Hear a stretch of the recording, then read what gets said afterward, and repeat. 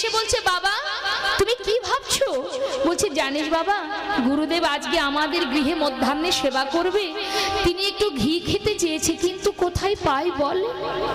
ছোট ছেলেটা বলছে বাবা তুমি চিন্তা করো না, ওই যে পাশের বাড়ি যে ঘোষ বাড়ি আছে না, ওই ঘোষ বাড়ির যে ছোট্ট ছেলেটা, ওর সঙ্গে তো আমি প্রতিদিন খেলা করি, আমি ওদের বাড়িতে দেখেছি খাটের তলায় ঘিয়ের কৌটো সাজানো আছে, চলো না বাবা আমি তুমি দুইজনে গিয়ে একটা ঘির কৌটো নিয়ে আসি। বাবা বলছে দেখ খোকা, তার কাছে গেলেই তো আর সে ঘি দেবে না, তাকে তো পয়সা দিতে হবে। বাবা পয়সা লাগবে না, চলো না গিয়ে চুরি করে নিয়ে আসি। বাবা বলছে তুই চুরি করবি? ছি ছি ছি ছি, চুরি করা মহাপাপ। বাবা ভগবানের জন্য যদি চুরি করি তাতে কোনো পাপ হবে না।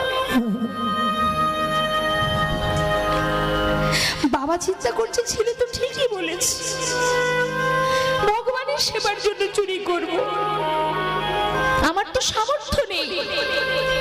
বেশ চল বাবা, তাহলে কখন যাই? অন্ধকার রাত্রে। এখন শিক্ষিতে ভিতরে ঢুকতে হবে, তার জন্য যা যা যন্ত্রের প্রয়োজন সেগুলো নিয়েছে, একটা দা নিয়েছে, সবকিছু গুছিয়ে দিয়ে গেছে। কোন প্রকারে শিখটা কেটেছে মা, কাটার পরে ছেলে বলছে বাবা তুমি তো জানো না কোথায় ঘি আছে, তুমি বাইরে থাকো, আমি যাচ্ছি, আমি যাব ঘির কৌটো নিয়ে বেরিয়ে আসবো। ঠিক আছে। এখন ছেলে ভিতরে ঢুকেছে মা, ভিতরে ঢুকে একটা ঘির কৌটো হাতে করে নিয়ে, ছোট মানুষ তো অত তো বুদ্ধি নেই, ঘির কৌটো হাতে পেয়ে চিৎকার করে বলছে বাবা পেয়েছি, বাবা পেয়েছি। যেই বলেছে বাবা পেয়েছি, আর সেই চিৎকার বাড়ির মালিক শুনতে পেয়েছে। শুনতে পেয়ে ভাবছে কে কে যেন ওখান থেকে চলে যাচ্ছে। তাড়াতাড়ি করে তিনি কি করেছে, এসে যখন ছেলেটা বাইরে বেরিয়ে যাবে, কিছুটা বেরিয়েছে, পিছন থেকে পাটা চেপে ধরেছে, পাটা চেপে ধরেছে। আর বাবা বাইরে থেকে বলছে তাড়াতাড়ি আয়, দেরি করছিস কেন?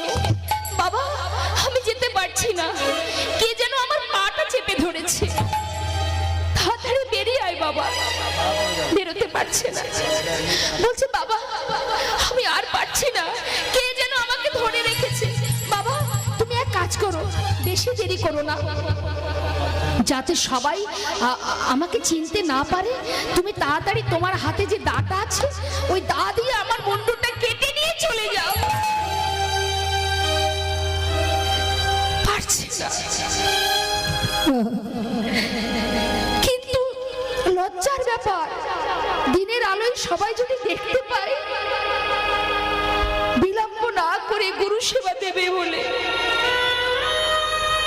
তাড়াতাড়ি করে দা দিয়ে সন্তানের মুন্ডুটা কেটে বনের ভিতরে রেখে সেই ঘির কৌটো নিয়ে বাড়িতে এসেছে।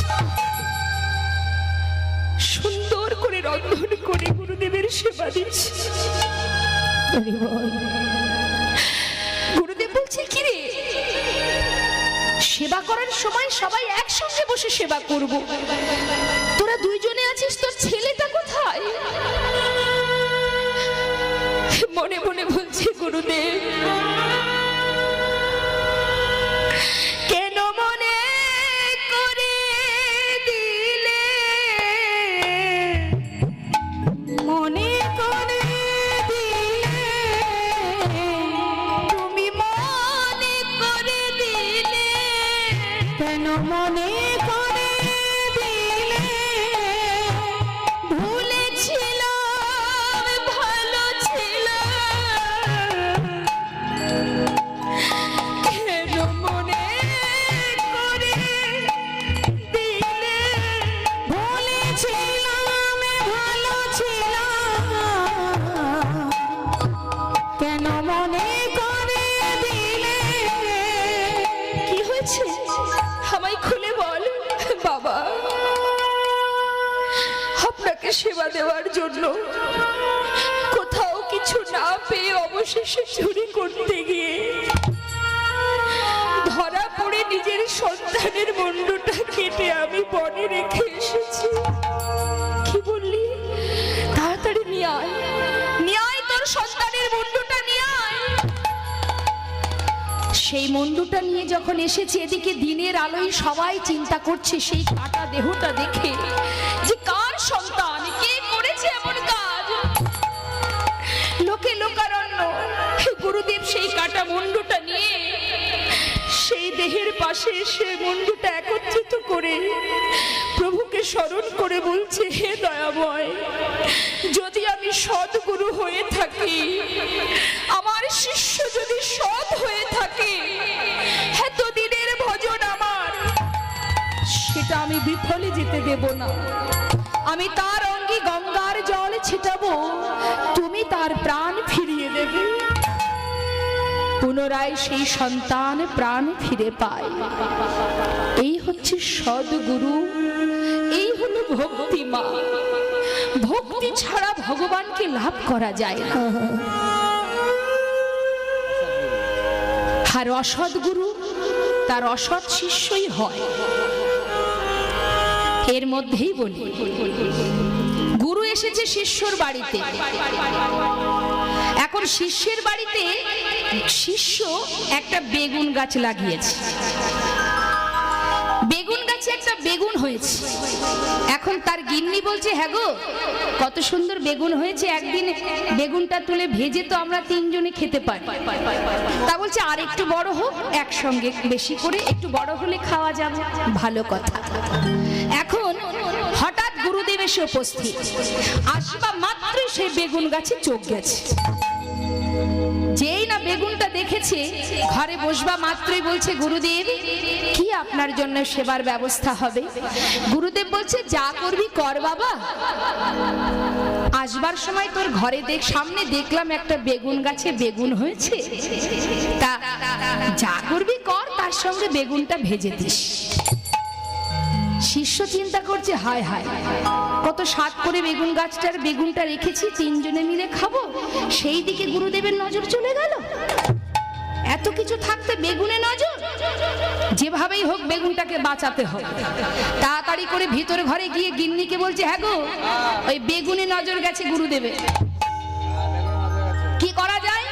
বলছে, শোনো, আরো যা যা রান্না হচ্ছে তাতে আরো পরিমাণটা বাড়িয়ে দাও, আরো অনেকগুলো ভাগে বাড়িয়ে দাও। তা কি কি পদ বাড়াতে হবে?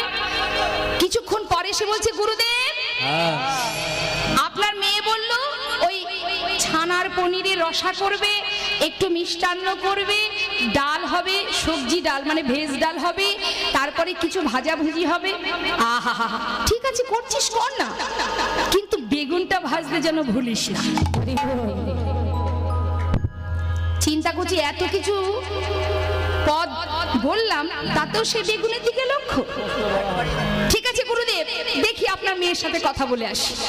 আবার ঘুরে ফিরে এসে বলছে, গুরুদেব আরে আপনার মেয়ে তো কথা শুনছেই না, সে বলছে বাবাকে শুধু এই কয় রকম দিয়ে সেবা দেয়া যাবে না, আরো কিছু পদ বাড়িয়ে দেবে। কি কি পদ?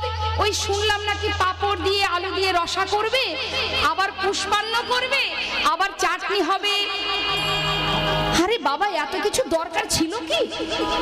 একটা ডাল একটু বেগুন,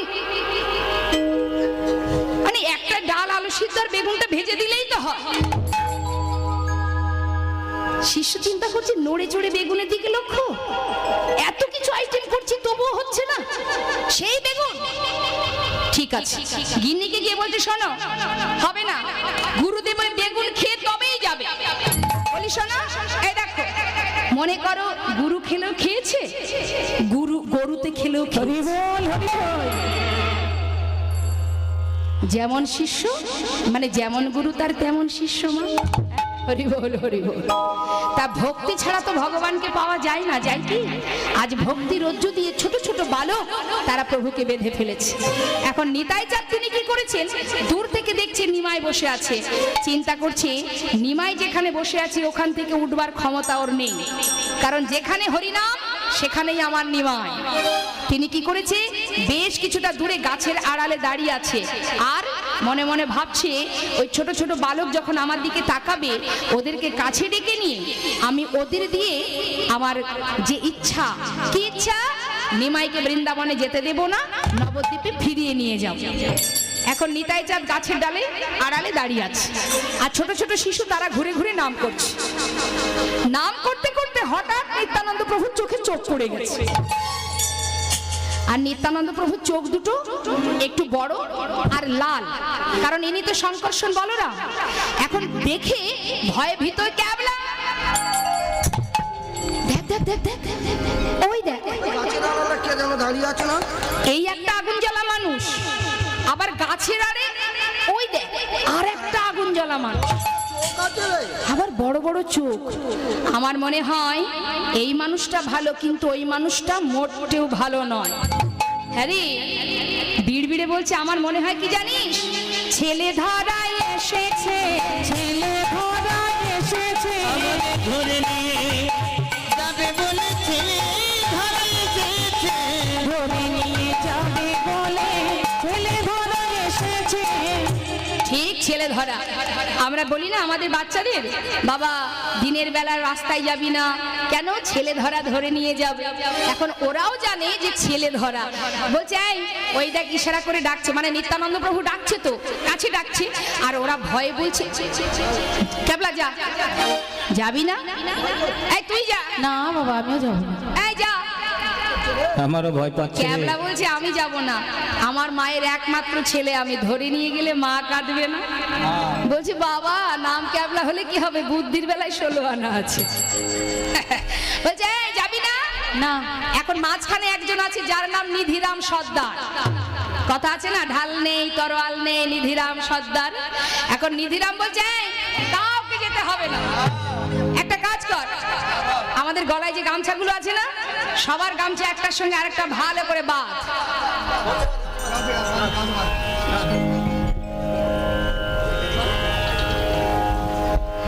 এই শোন, এই বেঁধেছিস ভালো করে? হ্যাঁ শোন, এই গামছার একটা কোণা আমি মাজায় বাঁধবো। আমাদের কি বুদ্ধি কম আছে নাকি? এই ক্যাবলা, গামছার ওই কোণাটা তোরা সবাই মিলে ধরে রাখবি, যেই ওই ছেলে ধরার কাছে আমি যাব। এই শুনছিস তো, নাম ক্যাবলা তো। এই শোন, এই ঝোলার মধ্যে যদি দেখিস আমাকে ভরছে, তোরা গামছার ওই কোণাটা ধরে জোরে একটা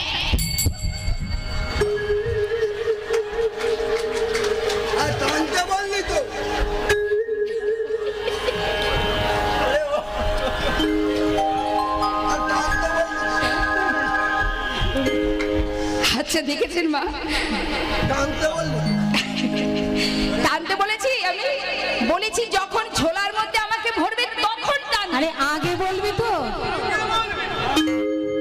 বেশ, তোদের দিয়ে কিচ্ছু হবে না সেটা আমি ভালো মতো বুঝতে পারছি। এই তোরা থাক, আমি দেখছি কি করা যায়। হ্যাঁ তুই যা, তুই যা। বুকের মধ্যে কিন্তু ভয়ে দূর দূর করছে, আবার ওপরে সর্দারি পানা দেখাচ্ছে। এই যাই। হ্যাঁ যা। আমি যাই। কেমন ভাবে যাচ্ছে মা, ভয়ে ভয়ে এক পা দু পা চলল নিধিরা, ভয়ে ভয়ে এক পা দু পা চলল নিধিরা, ভয়ে ভয়ে এক পা দু পা চলল নিধিরা, ভয়ে ভয়ে যাচ্ছে, কিন্তু কিভাবে, ভয়ে এক পা এগোই দুই পা পে, ভয়ে এক পা এগোই দুই পা পিছে, একবার এগোই দু পা পিছে, ভয়ে এক পা এগোই দুই পা পিছে, টাকাই ডাইনে টাকাই ভাই, ভয়ে ভয়ে এক পা দু পা চলল নিধিরা, ভয়ে ভয়ে এক পা দু পা চলল নিধিরা। যেই না কাছে এসেছে, নিত্যানন্দ প্রভু কি করেছে, ঝোলা থেকে একটা মিষ্টি মানে মিঠাই বের করেছে। এ বাবা এদিকে আয়, এদিকে আয়, এদিকে আয়। তোরা সারাদিন মাঠে ঘুরে বেড়াচ্ছিস, তোদের অনেক খিদে পেয়েছে না, এই নে মিঠাই খা, এনে মিঠাই খা। আহা, যেই না মিঠাই দিয়েছে মা, ছোট ছোট শিশু তো, তাদের সরল মন, যখনই মিঠাই দিয়েছে ভাবছে নিশ্চয়ই ঠাকুরটা ভালো। ও ঠাকুর, ভেবেছিলাম তুমি খুব খারাপ, এখন দেখছি তুমি বেশ ভালো। ও ঠাকুর দাঁড়াও দাঁড়াও, এক্ষুনি আসছি। মিঠাইটা হাতে করে নিয়ে ছুটতে ছুটতে সমস্ত বন্ধুকে কাছে ডেকে বলছে, এদিকে এদিকে, দেখ দেখ এই ঠাকুরটা তো ভালো, আদর করেছে, ঠিক আছে, কিন্তু এই ঠাকুরের থেকে ওই ঠাকুরটা না বেশি ভালো। আরে এই ঠাকুর তো শুধু আদর করেছে, খেতে তো দেয়নি, আর ওই ঠাকুর আদরও করেছে, আবার মিঠাই খেতে দিয়েছে। যেই না দেখেছে মিঠাই হাতে, ছোট ছোট শিশু তারা সবাই গৌরহরিকে ফেলে রেখে সবাই নিতাই চাঁদের কাছে গিয়ে উপস্থিত। নিত্যানন্দ প্রভুর কাছে এসে বলছে, ও ঠাকুর তুমি তো এত ভালো, কিন্তু তোমার ওই ঝোলাটা কিসের গো? ও তোরা ঝোলা দেখে ভয় পেয়েছিস? শোন বাবা, এটা ভয়ের কিছু নেই, এই ঝোলাটা হলো সিদ্ধি ঝোলা। ও ঠাকুর, তুমি কি সিদ্ধি খাও?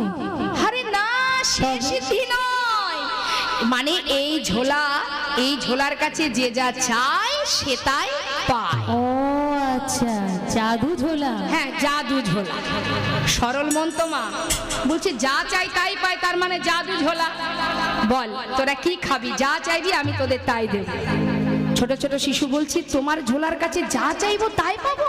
হ্যাঁ, যা চাইবি তাই পাবি, বল কি নিবি? তোরা সারাদিন মাঠে খেলা করছিস, খিদে তো নিশ্চয়ই পেয়েছিস, বল কি খাবি? ছোট ছোট শিশু বলছে, ঠাকুর আমরা যদি কিছু দেখতে চাই দেখাবে? তোরা খাবি না, দেখবি?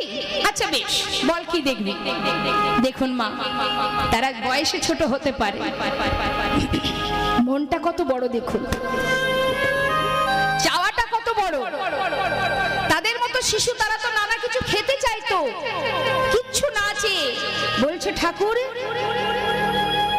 আমরা যেটা দেখতে চাইবো সেটা দেখাবে তো? বল কি দেখবি? জানো ঠাকুর, আমার ঠাকুর দাদা লগদ্বীপে গিয়েছিল, সেখানে গিয়ে না একটা সোনার মানুষ দেখেছে। আজ আমরা সেই সোনার মানুষ যে হরিনামের খেলা করে, আমরা সেই খেলাই করছি। কিন্তু ঠাকুর, এ জীবনে যদি কোনোদিন সেই লগদ্বীপে যেতে না পারি, তাই তোমার ঝোলা থেকে সেই সোনার মানুষটাকে একবার দেখাবো। নিত্যানন্দ প্রভু বুকের মধ্যে জড়িয়ে ধরে বলছে, ভালো, কত বড় মন তোদের, তোরা মানুষ ছোট হতে পারিস।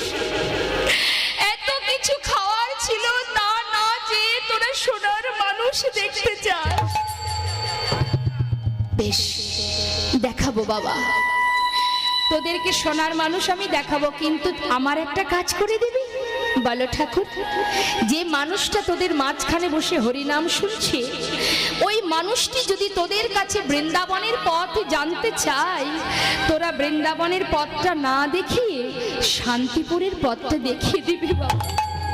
ছি ছি ছি, ও ঠাকুর তুমি মিথ্যা কথা শেখাচ্ছ। ঠাকুর দাদা বলেছে মিথ্যে কথা বললে পাপ হয়।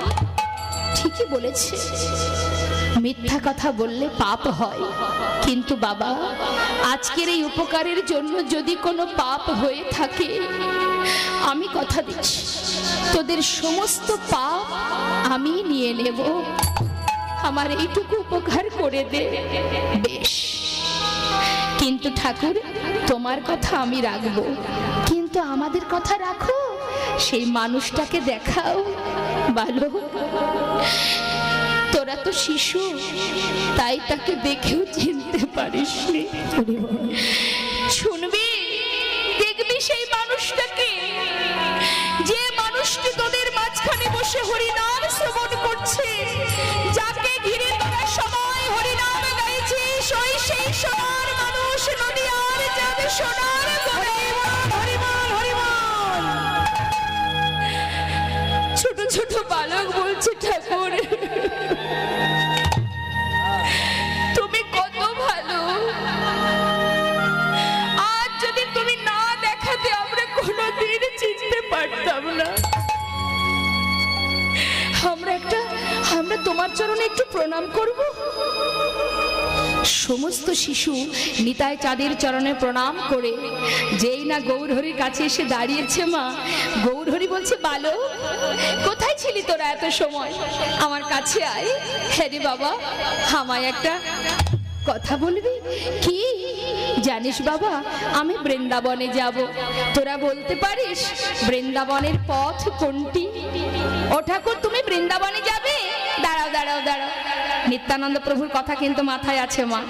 বৃন্দাবনের পথটা না দেখিয়ে শান্তিপুরের দিকে হাতটা বাড়িয়ে বলছে, ও ঠাকুর এই পথে যাও ঠাকুর, এই পথে, এই পথে যাও ঠাকুর, এই পথে, এই পথে যাও ঠাকুর, এই পথে শ্রী বৃন্দাবন যমুনা পুলিন শ্রী বৃন্দাবন যমুনা পুলিন শ্রী বৃন্দাবন যমুনা পুলিন বৃন্দাবন যমুনা পুলিন দেখিতে পাইবে যেতে তুমি দেখিতে পাইবে যেতে এই পথে যাও ঠাকুর এই পথে এই পথে যাও ঠাকুর এই পথে ওমা গৌরহরি বৃন্দাবনের পথ ভেবে শান্তিপুরের দিকে যাচ্ছে আর নিত্যানন্দ প্রভু চিন্তা করছে ভাই যখন শান্তিপুরের পথ ধরেছে তাহলে আমি আর দেরি করব না, এবার ভাইয়ের পাছু পাছু যাব।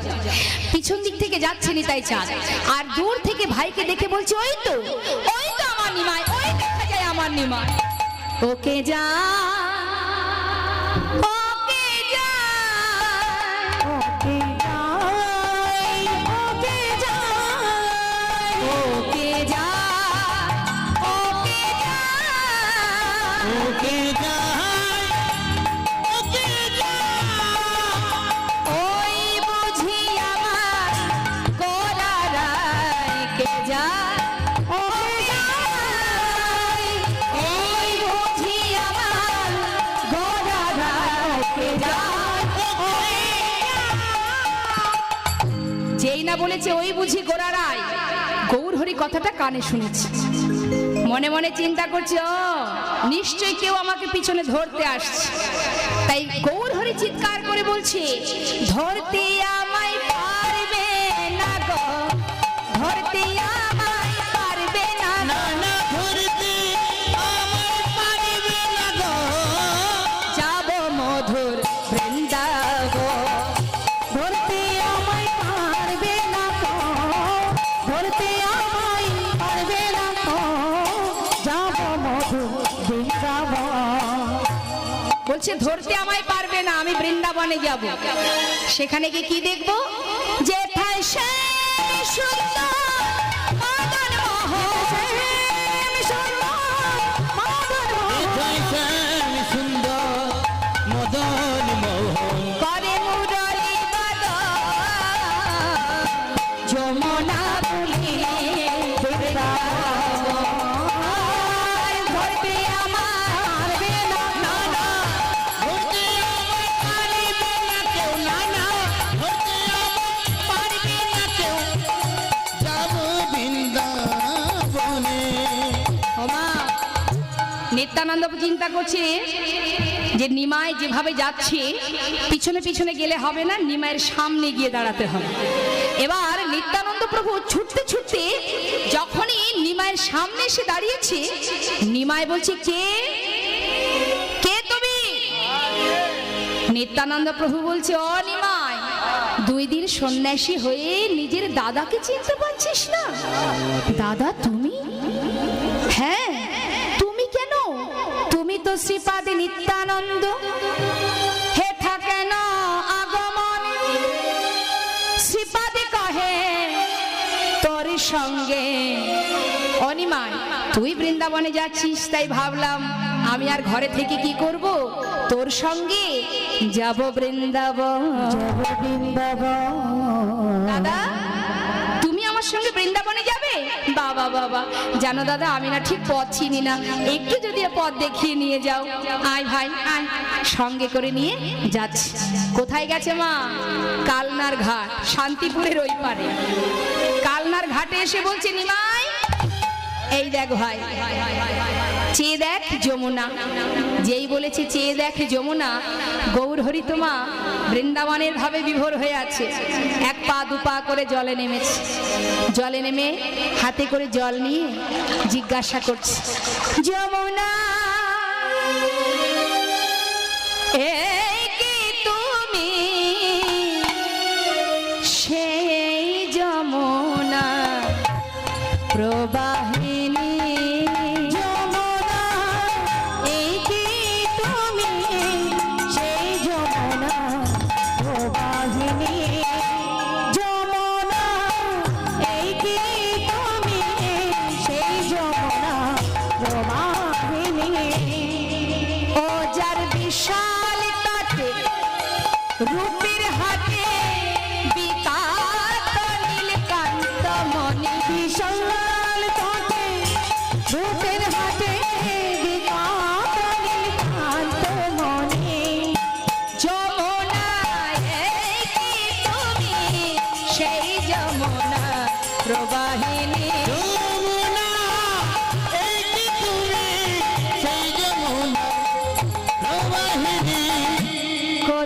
চারু চন্দ্রাবলী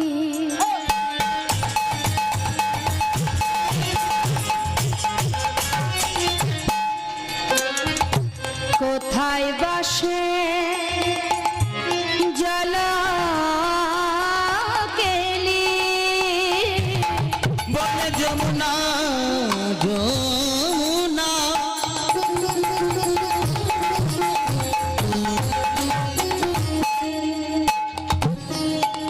যমুনা যমুনা